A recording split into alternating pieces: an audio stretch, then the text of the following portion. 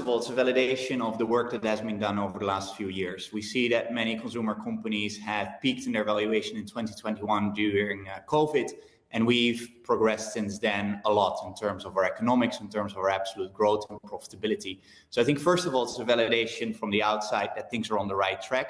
Secondly, that makes us bullish to continue to invest into growing our company. So our proof points that we delivered around building this second-hand marketplace for fashion is now a foundation to further build out our shipping companies, our payment companies, and expansion of categories while we continue to expand to other markets. Now, there's quite a lot of question marks about whether, a company like yours can be profitable. You said that in 2023 you became profitable. So I'd like to understand here, what would you say is the key to achieve profitability in this market? Yeah, I think there are several things. It is a complete focus on cost control, building things that are scalable, and while they scale, they don't reap up costs. And then I think the other element is that being able to build something that can scale very widely so that you can carry revenues that are large.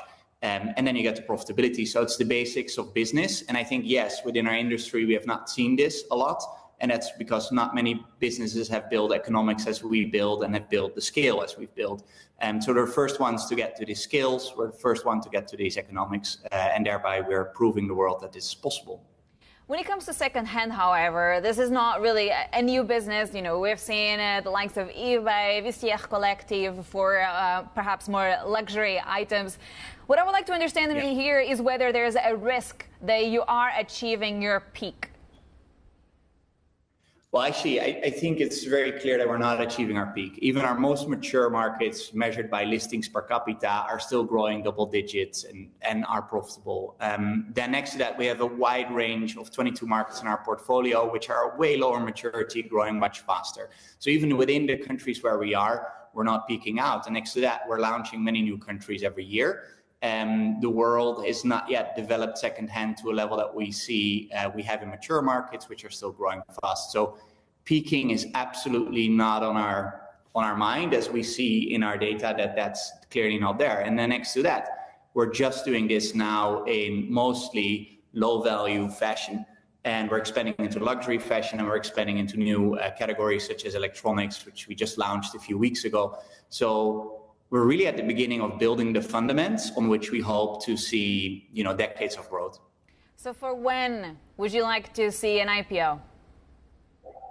An IPO. So I think the first thing that we need to do is that we build these fundamentals out strongly. Then when we feel that we're ready for that, then we'll pull the trigger to go IPO. It's not so much driven by investor pressure or market dynamics, anything like that. We just want to have the private freedom right now to experiment and build fast and take these risks that we're taking. So for now, not a clear agenda to very quickly go IPO. Going back to the state of the second-hand market, I've noticed that brands such as Zara, for instance, they are now also offering some sort of second-hand service. I was just wondering whether you're actually facing further competition within this space, and what does that mean? How are you thinking about it, really?